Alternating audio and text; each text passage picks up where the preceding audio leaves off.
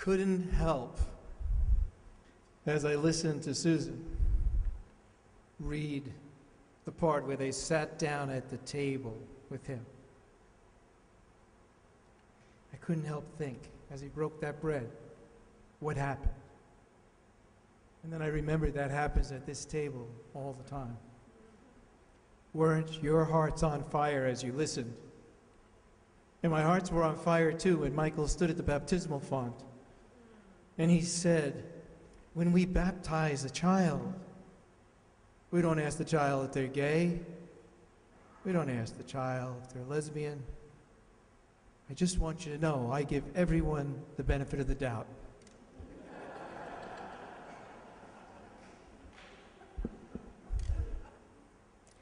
Several years ago, while a member of South Presbyterian Church in Dobbs Ferry, I took a bunch of kids in one of those big old church vans down into New York City to do a midnight run.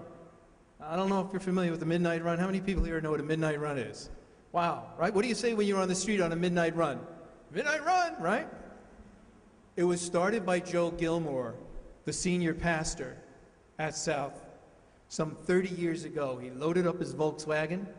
He drove down into the city of New York into the height of the homeless epidemic, and he filled it with sandwiches and clothing, something to drink. But as important as those things were, what he did was he stopped and he spoke to people. He sat with them. He made a table between him and those who were there, with no special designation for seating, no special requirements to be there. And when I took this group of kids down there a few years ago, it was their night. We would take the youth groups out, and it was their job. We would lay back. You know, I sort of like to be, you know, they used to call me parsley when I was growing up. It's an old Italian expression because I was like the parsley in a pasta. I was into everything. So it's something like Petruzzina nella minestra, somewhere like that. But I stepped back that night, and I watched the kids. And that's really what I was supposed to be doing. It was their night. And they were running around, and they were bringing the same, well, not the same sandwiches, but sandwiches, clothing, and company. You know, perhaps one of the worst of all diseases in our society, of all illnesses, is the one of loneliness. And on that night, the bright light of the kids, down there with those adults, living on the streets of New York, brought all kind of light. And while I was standing there and watching this go on, maybe it was our 5th or 6th stop, late into the night, somebody came walking by me, and he stood next to me, and he was a stranger. He was dressed in the New York City night, baseball cap, dark clothing, just came up, stood by me. I said, hi. He said, hi. I said, you want a sandwich? He said, no, I'm fine, just passing by. I said, okay. And we made small talk and watched the kids. And at one point he turned to me and he said, you're doing a good job. I said, thank you. We talked for a second or two more. Off he went. I got the kids, put them back into that big old church van. Before we got anywhere near the West Side Highway, they were asleep, the adults were snoring, and we're back up at 3 o'clock in the morning heading into Westchester County. And somewhere along the way, out of the clear blue, it occurred to me, it stunned me, that that person who came up to me that night, just a little while before, was Jesus. I don't know how. Can't explain it. I don't question it for a minute. And when I've gone up to people quietly and had conversations with them and told this story, I said, did anything like that ever happen to you?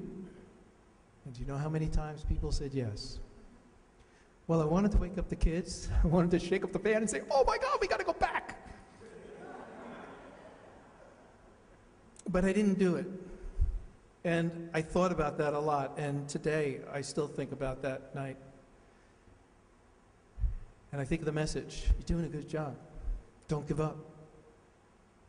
No matter what is happening, no matter what is going on, no matter what you may be thinking, don't give up.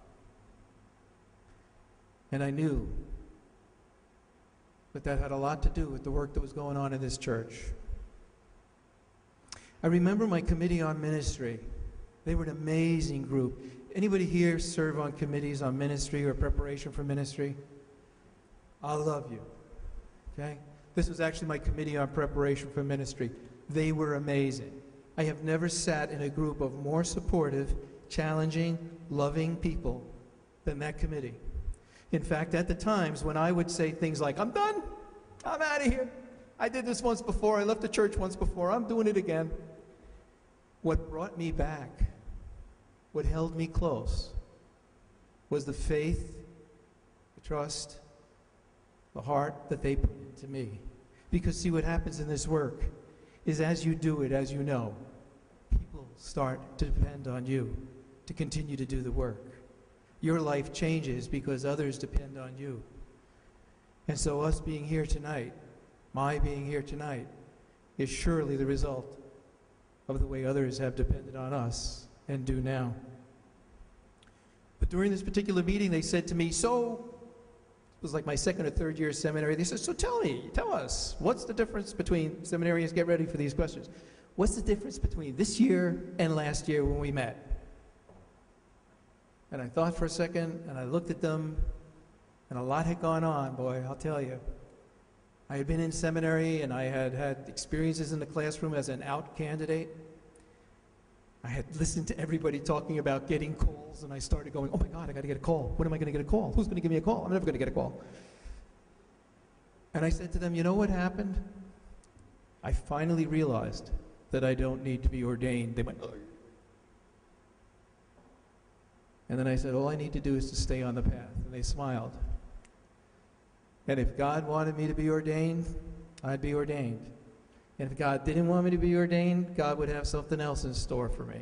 But what I couldn't do was to start to change who I was, to fix the way that I said things, to answer questions in a particular way to make sure that I was ordained, because that wasn't my job. My job was to be open, honest as I could be, transparent as I could be, to stay on the path, to not give up, and to trust in God.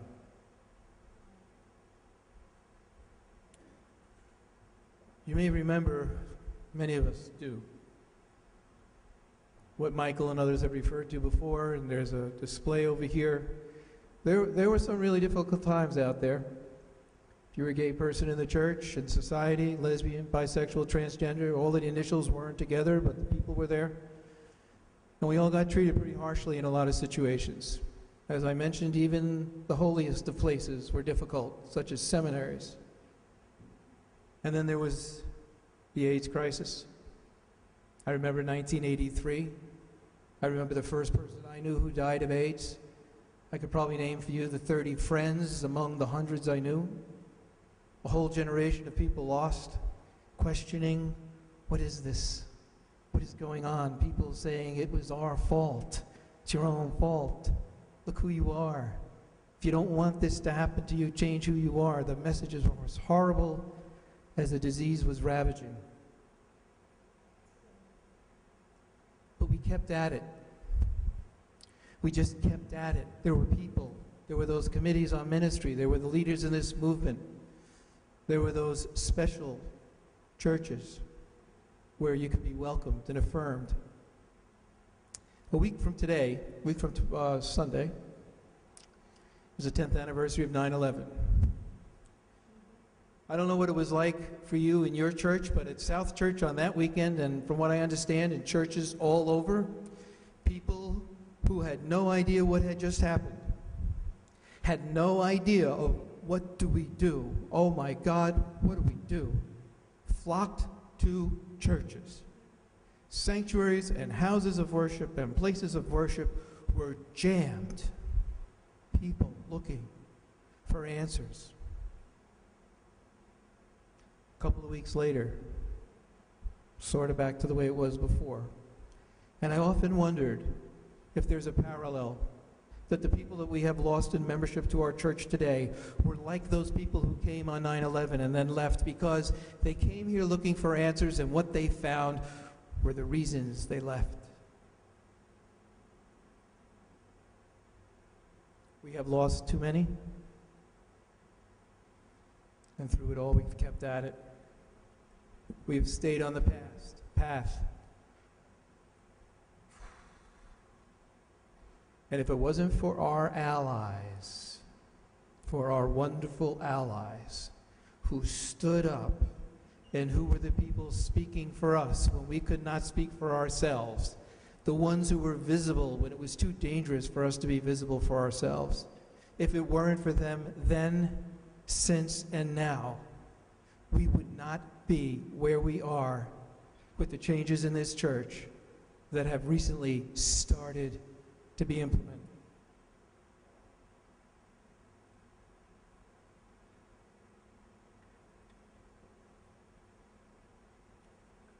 You know, we have always been loved by God. Those of us who have been G6'd to death in one way or another have always been loved by God. And I don't say that out of arrogance or pride. I don't say that out of any place other than simple, pure fact. Because God has loved us and put us in this place so that we can carry the message that we now have in our hands to carry, and the much work we have to do. The joy of 10A passing is a joy, and we should take some time. And we should definitely let the moment of the celebration overwhelm us, even to the degree of, for a period of time, remembering that G60106B, which was replaced by the ratification of 10A, which is now G2.1020104, whatever, I lost it, should never have been there in the first place.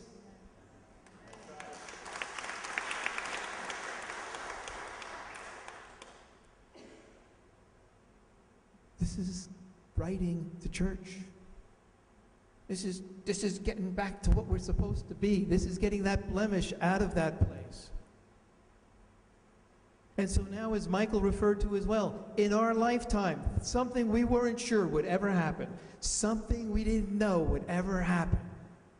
We believed it, but geez, how many times we tried and got pushed back.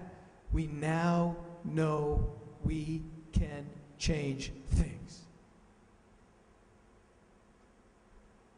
Now, I know that Luke in this evening's reading, I'm not used to nighttime worship services, that Luke in this evening's reading done by Susan says something to the effect, hey guys, how dense can you be? Don't you understand that the horror and the suffering and the guilt and the things that you went through were all in the Bible? They all had to happen. And Jesus explained it to them, explained how it all had to happen so that the kingdom of God could be started and opened and inviting to all in this way. Now look, maybe that's true. Maybe it is true that the Romans were so rotten, the times had become so difficult, that the millennia leading up to that moment in time when Jesus came here, when the Son of God, one of God's many sons and daughters, came to this earth, that what we needed, we were in such bad shape that maybe what we needed was a crucifixion to get our attention. But geez, I have a hard time with that.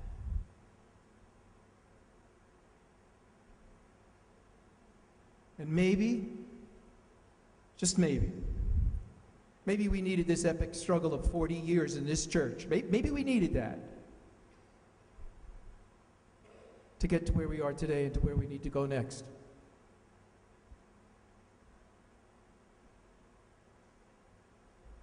But my prayer and my hope is simple, folks. Sisters and brothers, it's simple. No more crucifixions. No more inquisitions. No more marginalization, no more exclusions, no more decades of candidacy for someone as called and qualified as Lisa Largest, no more judgments of another's heart and how it is called to same gender or different gender loving relationships, no more restrictions on pastors called to marry same gender loving couples, No more language in the book of confessions, the book of order, the directory for worship, or elsewhere, which restricts, limits, or in any way questions the wholeness and the sanctity of all our LGBT sisters and brothers, all those who have specific other ways of identifying themselves according to gender identity, all of those. No more. No more.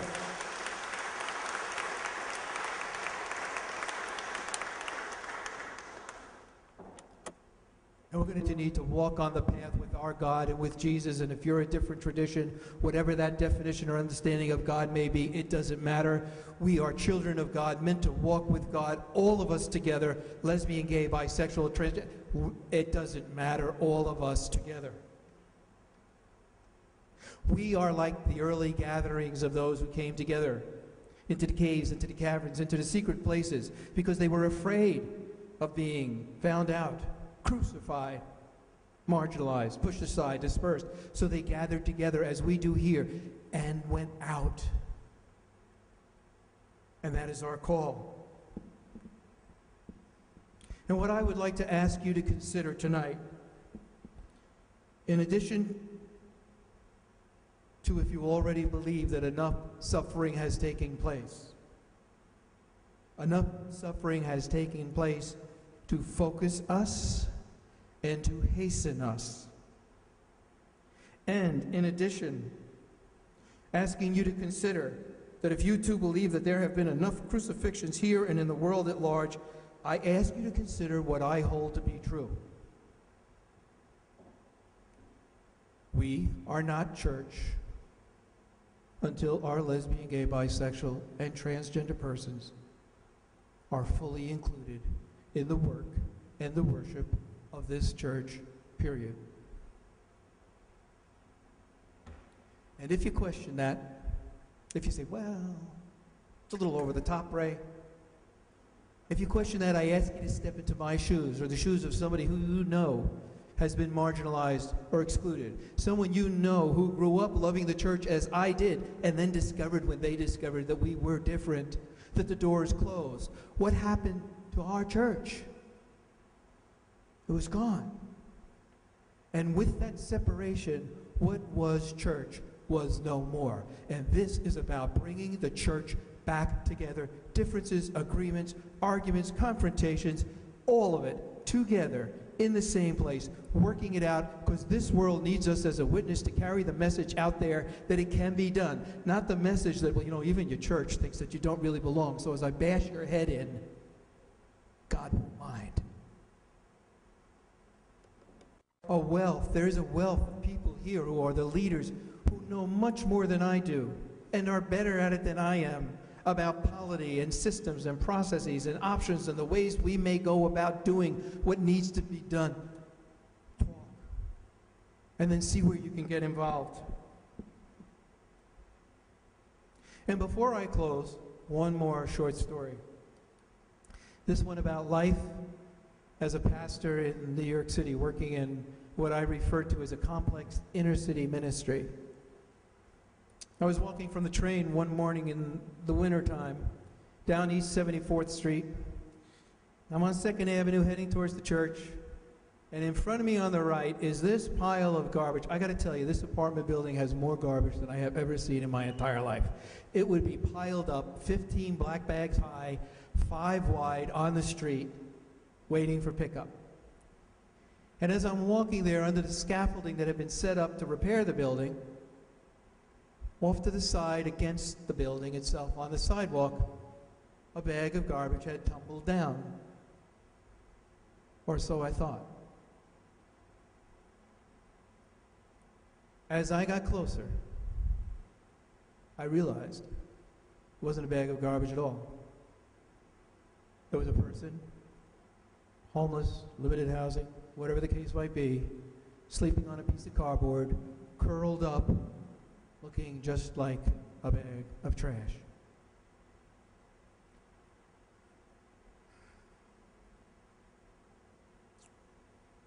I nearly fell to my knees on the sidewalk. I'm not sure what I did when I got back to the church. But I can tell you this, when you leave here today, please carry the images with you of fixing what needs to be fixed. That you are called to be helpful in the healing, in the building bridges, and in opening the doors, as Deborah Peavy says, of this church. I know you think that you came here to attend a conference. You were called here. That's what I believe. And when you leave, please leave with the image of Cleopas, walking with his friend from the crucifixion on Easter morning in the shadow of the cross, and hold on to the image that that one cross is, in fact, if it was indeed needed, enough. That we now walk in the light and the burning hearts that Jesus brought to the disciples and brings to us every day on every path we walk, with every person that we walk with or needs us or comes to us or we extend our hand to. And remember, too, that we are sent out in the world to proclaim the good news that the kingdom of God is here. Now, it's here. And we do that by welcoming, by affirming, through the hospitality that long has been our tradition. And when we welcome fully one day in this church the lesbian, gay, bisexual, transgender, and other specific gender identities that folks use to talk about themselves, when those are no longer important, it's not just going to be good for those people. It is the keystone to what I believe Jesus and God and the Spirit and the God in all the ways God is known is doing on this planet to change things once and for all in ways that we have no idea is what ahead. And we have been given this to do. This is not one issue. We are not issues. We are living, breathing people. This is really about that New Jerusalem, the new thing God is doing. So lastly, discipleship. In some way, in some part, please become involved. We have work to do on the Heidelberg Catechism, work to do on authoritative interpretations, overtures, ways of helping our pastors to do their job. Get involved. There's much to do.